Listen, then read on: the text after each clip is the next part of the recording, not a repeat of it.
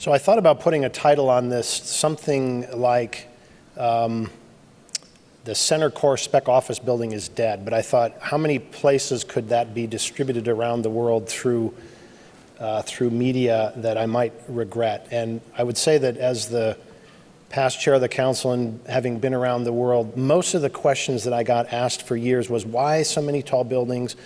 What about the shadows? How do they affect cities? And we spent a lot of time, and the council continues to spend a lot of time focusing on that. But I actually thought, for the purposes of this discussion, to actually focus a little bit more from the inside out. And the reason I'm doing that, we're working with a lot of clients around the world that are coming to us saying, we don't want center core tall buildings. We need a different place for our people to work. So the agenda that I've outlined here is going to kind of unwrap this a little bit, and hopefully we can come back together and maybe think about what is the evolution of the high rise. Michael did a nice job of starting out the discussion about what is the workplace for today. I have something called Architecture 3.0, I'll get to that, and then just a few examples of some next generation high rises. So if you think about it, in some ways, this 100 years, I mean, it's always nice to look in the past and up to the present, but we can more or less look at the kind of last 100 years. And although this building was crowned the tallest building in the world in 1913, I'm just going to conveniently make it 1915. And actually, it was the tallest building until 1930, and 40 Wall Street knocked it off the tallest building list. But then 40 Wall Street was only the tallest building for about a month. Then it went to the Chrysler Building for about a year, and then obviously the Empire State Building. So New York had a very rapid ascent, if you will, of tall buildings. But that's what 1915 looked like in that building. So you think of Cass Gilbert's design, neo-Gothic, the idea back then about people kind of in an open space. But really, I mean, that's the footprint of the lower part of the building. And you can see a lot of offices, a lot of very enclosed spaces. So if you think about the arrival of the tall building, in some ways it wasn't so much about the workplace, it was about this kind of image in the city that Mr. Woolworth wanted to get across. Then if you go 50 years forward, another great example just in the same area, not too far from the Woolworth building, is One Chase Plaza by SOM, Gordon Bunshaft. And if any of you like Don Draper, to me, if you watch Mad Men, that's kind of the epitome of that austerity. But also if you think of all the rooms that they go in and out of in that those episodes of Mad Men, it's all about the cellular office in a way. Now the footprint, obviously, this is a diagram of this very purist footprint with a very long central core, columns on the outboard, obviously making the interior in some ways column-free with the exception of the end cores. But in many ways, if you look at this kind of progression, I mean, whether it's a building from 100 years ago or 50 years ago, there are all these issues that seem to challenge some of the type of workplace that we want today. So that's kind of the first premise or the first bit of context. So the second piece is about today's workplace. And this is where things, I think, get a lot more exciting, and I think there's a lot more opportunity. And in fact, a lot of these are the drivers of that change, and let me just kind of go through a few. I mean, things like the industry changing. I mean, 25 years ago, there wasn't really a tech industry, but we've also changed a lot. Because of technology, we're about networks, we're about being globally connected. And I think also manufacturing is dramatically changing. If you think of businesses that have been largely production-oriented, they're also coming to us saying, we need to hire the same employees as a Google or an Amazon or one of the tech companies, because in a way, everybody's in the software business these days. So the industry has been dramatically changed. Technology has been really the root of that, and that's certainly not going in the opposite direction. It's going to continue to move forward, keeping people connected around the world. Michael had mentioned the millennials. It's not only the millennials, it's the people that are coming after those, the Gen Zs, and everything that they want in life is, and I'm sure a few of you out there have millennials and Gen Zs in your offices, and I call it the me generation. It is very different and I'm not that old, but I certainly have an understanding of the kinds of issues that drive them as a culture. We had this discussion a lot about enclosed versus fully open, and really neither of those is perfect. Even in law offices, I think people are getting tired of the all enclosed. And what we call it, there's a space in the middle called activity-based spaces. And that's setting up a whole different logic of what happens inside these buildings to make work happen and to make the daily work life work.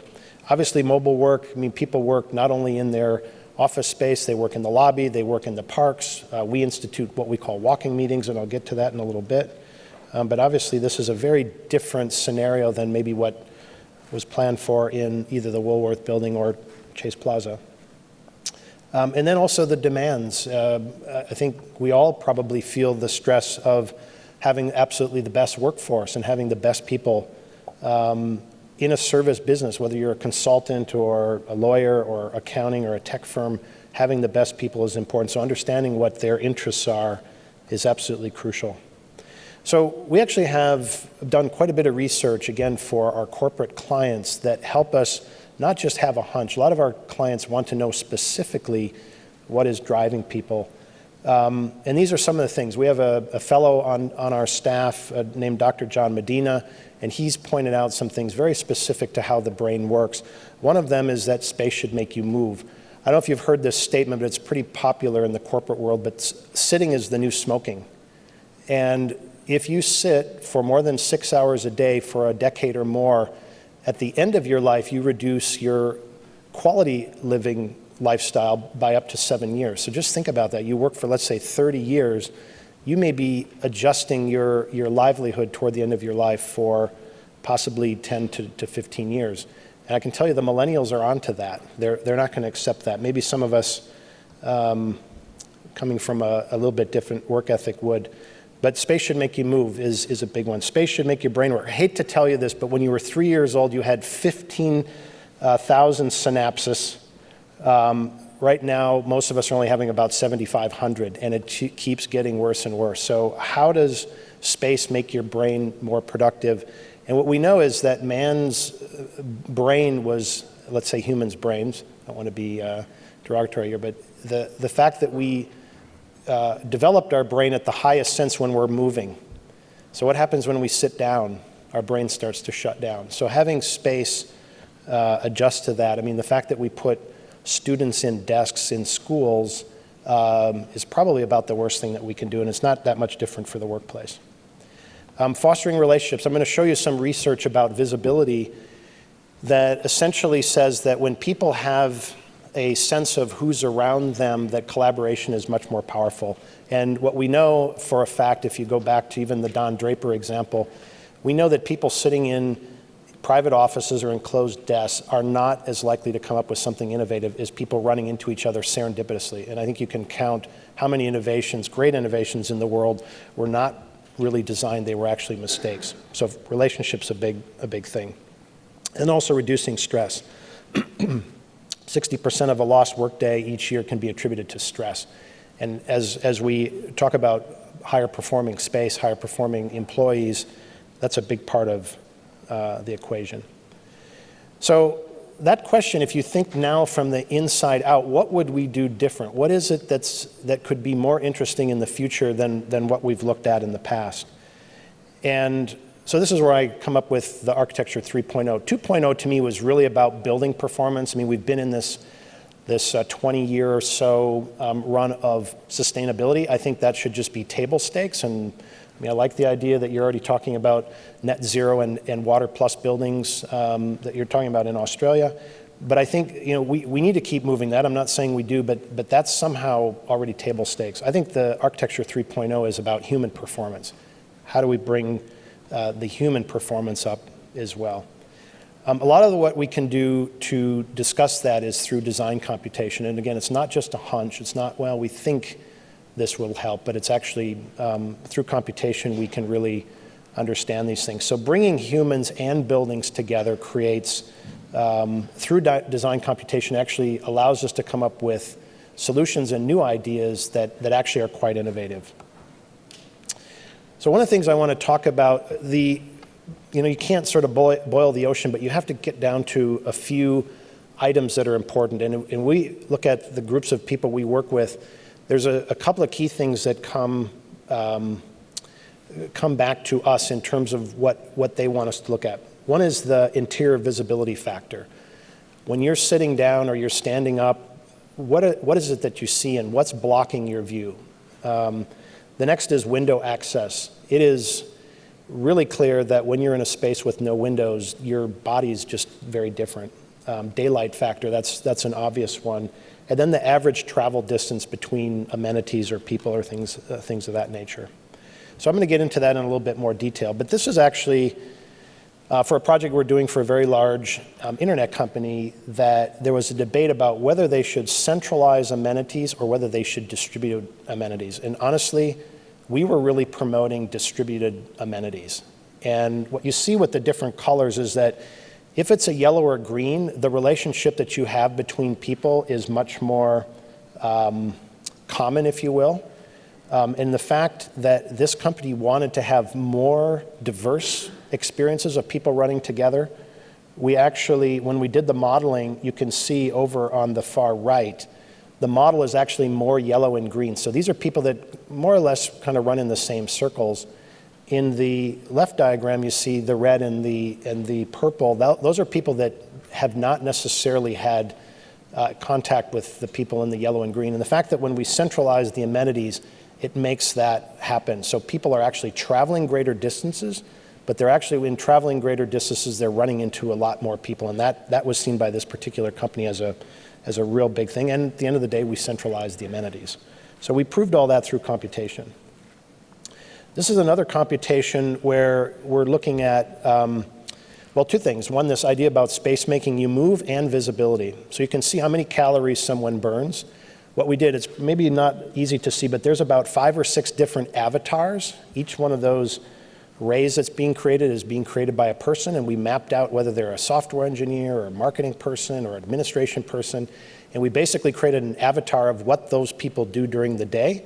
Then we ran a simulation in a building that was supposed to be a center core kind of donut build, or a center core building, and then we juxtaposed it to creating actually an atrium building.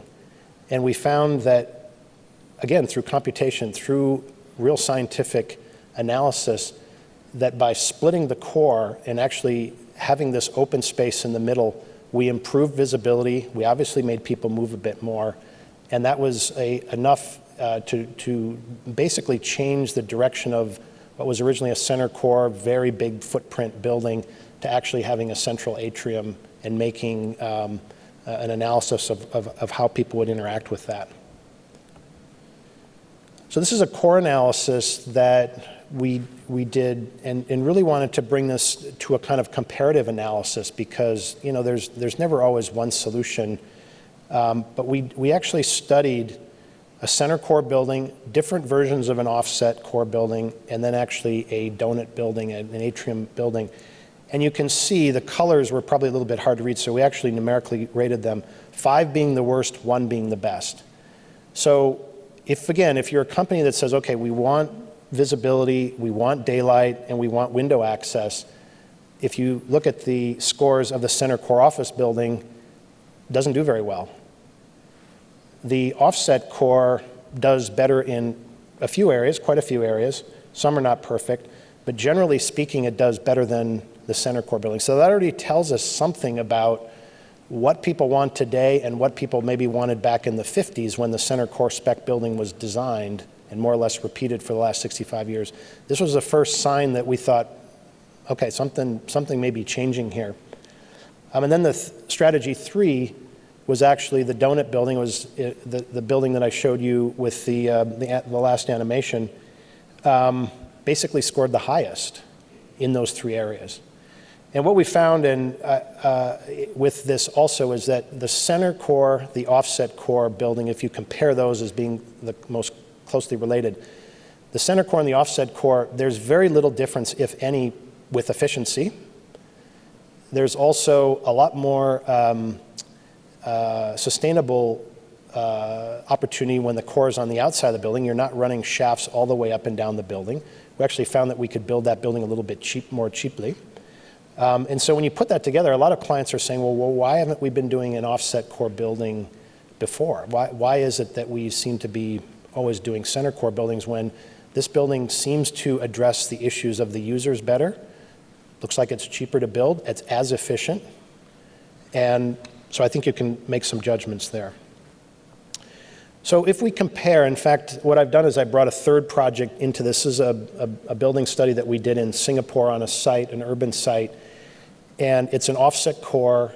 It's a small footprint building. But again, if you look at the two other precedent buildings, the Woolworth Building, Chase Plaza, and then what I would call maybe a building for the future, you can see how they compare. So from a window access point of view, the Woolworth Building, 69% window view. And I can give more information on the percentages, but the key is that the kind of takeaway for window access is that it improves your cognitive function. So this thing about the brain synapses that I mentioned before, having access to a window, believe it or not, keeps your brain much more productive than if you're not seeing a window or, heaven forbid that you're in a room without a window.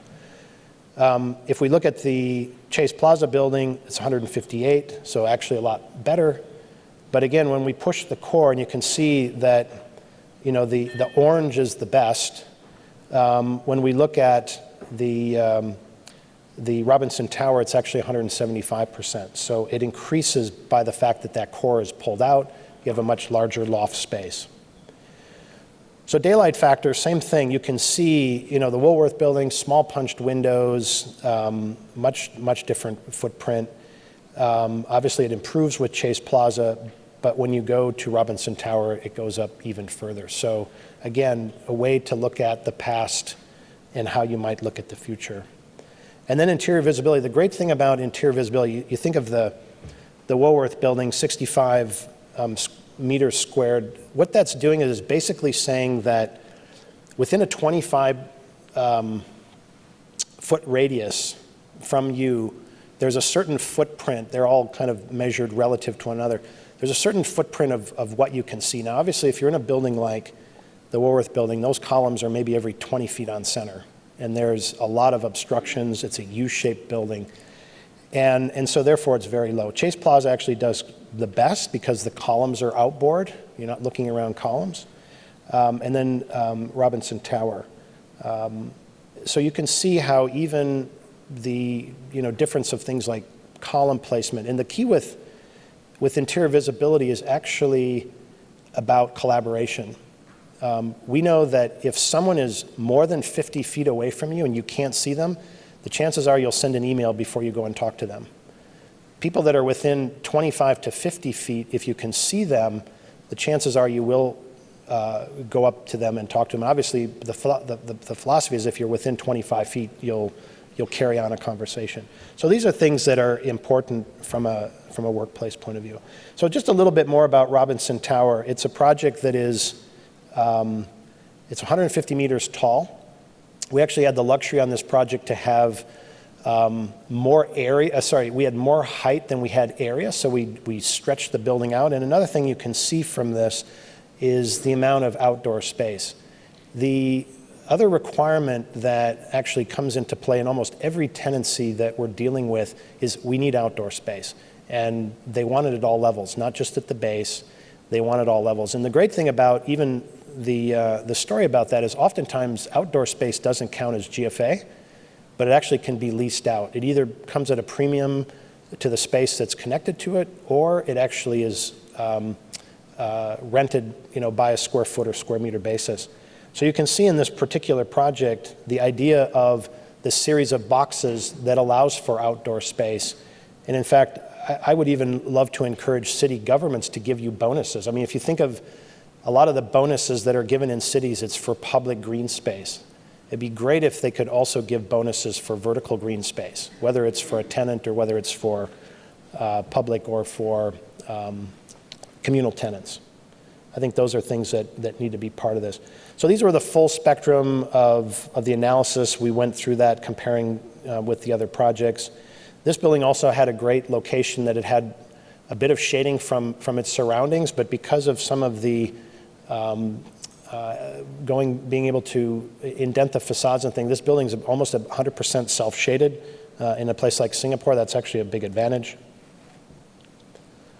And this is a detail when you look at these pods. Again, a lot of the idea of looking at these kind of ubiquitous, hermetically sealed, very monolithic slab buildings is they lack that identity. So in this case, breaking down the mass, this could be one company, it could be 4 companies. They have access to outdoor space up in a vertical area. I mean, these are things that we know will create a very different experience of being in this building, and I think add to these elements that we've talked about that are important in the workplace today. We also created amenity. I think this was something that Mike discussed earlier about how do you program these buildings to be more than just a single use. This happens to be a members club. So the idea of a very small footprint building that you could actually rent office space or meeting space on the upper parts of the building allows you not to have to plan big boardrooms or big meeting rooms that sit empty for most of the day. You can actually create a much more activated workplace and not have to worry about things that take up space that maybe don't get utilized that often. So this is really a couple of case studies about some of the things that we're doing that take this into consideration. So this is Tencent's new headquarters in Shenzhen. It's well under construction. It's a building that in Shenzhen, I think the client originally thought they could get away with doing a very large horizontal campus. The problem, it was right in the middle of the city, and the amount of area that they needed mandated that we did a vertical campus. And we solved the issue of them not wanting a hermetically sealed kind of series of slab buildings, but we actually broke the buildings apart and then we connected them at 3 different locations and made the building actually work as a vertical campus. The elevating and how we did the amenities, we tried to emulate in a way being on a campus or being in a city, and did that basically vertically throughout the project. The elevating diagram, we also did computational analysis of various people, whether it is marketing people or engineers or PR or administration, how they would work through the building and how we could make the elevatoring experience part of connecting. And so I have to say that in some cases, there's not just a straight way to the ground. You have to go down, cross a bridge, and go down the other tower. And that was done purposefully to actually get that interaction to happen. This shows one of those cross floor plates where the building, again, the core is still on the inside. All the office space is pushed to the outside. You can see the image on the left. That's the construction photo. The bridges are in place. The curtain wall is going up. And this should be finished middle part of next year. So pretty radical. I mean, it's an end user, but again, I think this is where I think developers on the speculative side, I think because we have so many people coming to us, whether the developer or a tenant, saying we really don't like that center core corporate building. I think these are interesting. And this is one that we are taking that cue from a developer, spec developer, in the middle of Seattle. This is a building that is actually a mixed use. It's retail, it's office, and it's residential. But instead of putting the core in the center of the building, we actually put the core around the perimeter or in the perimeter, and we actually put an atrium in the middle. So this goes back to this idea of looking at the core and its placement and how it actually creates a different typology. And so this is looking up.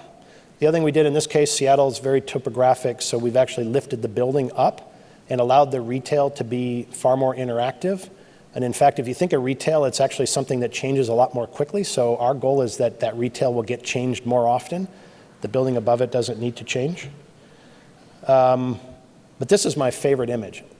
Imagine that being your workplace and being in the 28th floor of an office building. Right now, if you're in the 28th floor of an office building, you have this big concrete thing in the middle, and you have this tube of space that goes around it, this donut, and then you look out to the outside. You don't know where your colleagues are on another floor. You don't interact with anybody except the views to the city. So this is, to me, a future of what a tall building can do, and this is on an upper level.